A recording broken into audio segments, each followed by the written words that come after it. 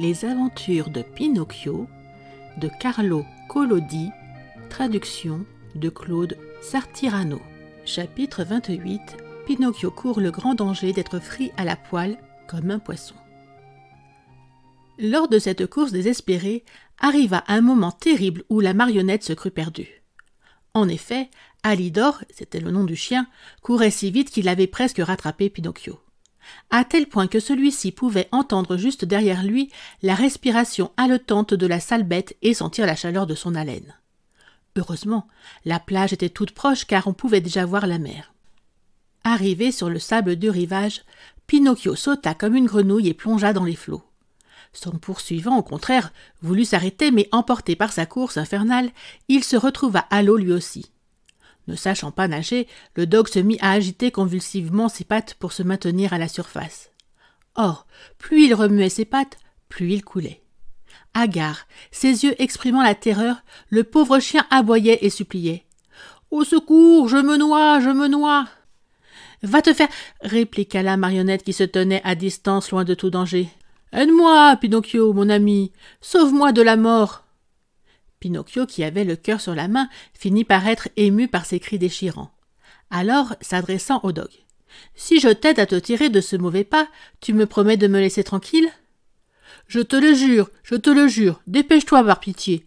Si tu hésites une minute de plus, je suis mort. » C'est vrai qu'il hésitait, Pinocchio. Mais il se rappela ce que son papa lui avait dit tant de fois, à savoir qu'un bienfait n'est jamais perdu.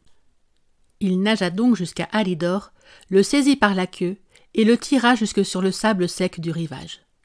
Le chien ne tenait plus sur ses pattes. Il avait bu tellement d'eau salée qu'il était gonflé comme un ballon. Pour autant, Pinocchio ne s'y fiait pas trop, et il estima plus prudent de retourner dans la mer.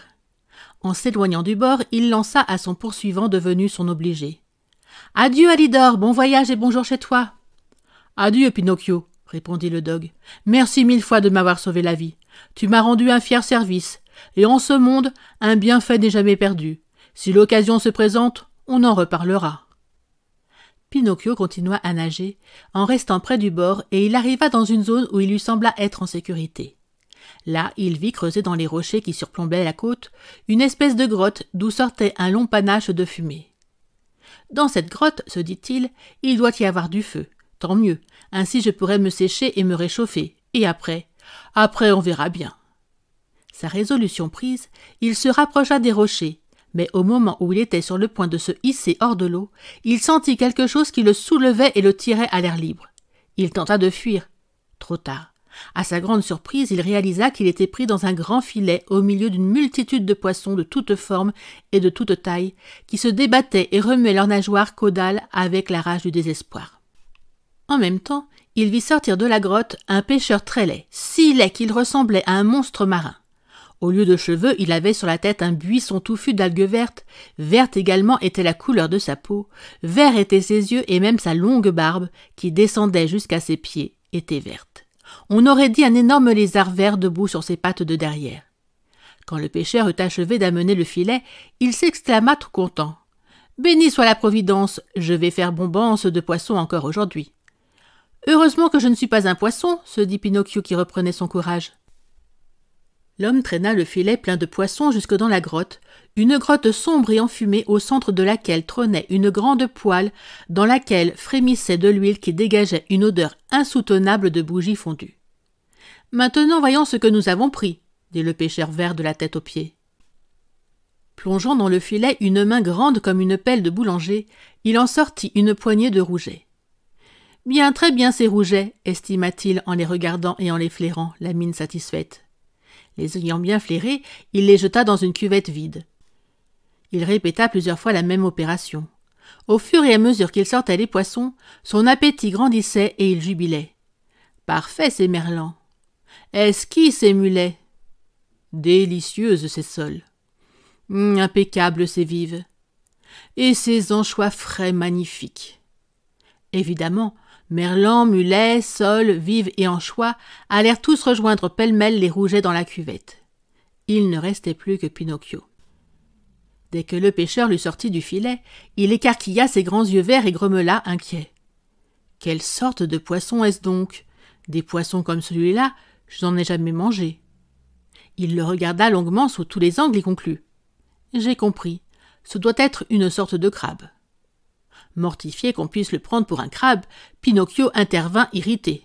« Qu'est-ce que c'est que cette histoire de crabe? C'est une drôle de façon de me traiter. Vous ne voyez pas que je suis une marionnette ?» « Une marionnette, » répondit le pêcheur. « À vrai dire, c'est la première fois que je vois un poisson marionnette. Mais c'est très bien ainsi. Je ne t'en dégusterai que plus volontiers. »« Me déguster?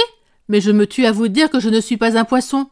Vous n'entendez pas que je parle et que je raisonne comme vous? »« Ma foi, c'est vrai, admit le pêcheur, et comme je vois que tu es un poisson qui parle et raisonne comme moi, tu auras droit à tous les égards dus à ton espèce. »« C'est-à-dire ? » ?»« Eh bien, parce que tu as toute mon amitié et toute mon estime, je te laisse choisir la manière dont tu souhaites être cuisiné. Veux-tu être frit à la poêle ou cuit à courbouillon et accompagné de sauce tomate? » Pour tout dire, fit remarquer Pinocchio, si vraiment j'avais le choix, je préférerais être libre de rentrer chez moi.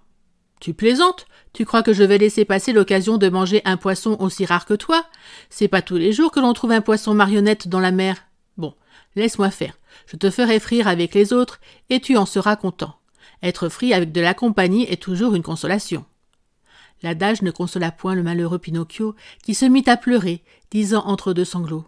« Ah, que ne suis-je allé à l'école au lieu d'écouter mes camarades ?» Comme il se tordait, comme une anguille pour tenter d'échapper aux griffes du pêcheur, ce dernier lui lia les chevilles et les poignets avec du jonc et le jeta avec les autres poissons. Puis, étalant de la farine sur une planche en bois, il en saupoudra tous les poissons avant de les mettre à frire dans la poêle. Les premiers à danser dans l'huile bouillante furent les pauvres rougets. Ensuite arrivèrent les merlans, les vives, les mulets, les sols, les anchois. Puis vint le tour de Pinocchio qui, se sentant si proche de la mort, et de quelle affreuse mort, était pris de tels tremblements qu'il n'avait plus de force ni de voix pour se plaindre. Le pauvre enfant n'avait plus que ses yeux pour supplier le pêcheur. Mais le pêcheur insensible le roula 5-6 fois dans la farine, si bien que Pinocchio finit par ressembler à une marionnette en plâtre. Puis, il l'attrapa par la tête et... Merci d'avoir écouté cette vidéo. Si cette vidéo vous a plu, vous pouvez vous abonner gratuitement à la chaîne Coin Livre Audio. N'oubliez pas de liker avec le pouce vers le haut.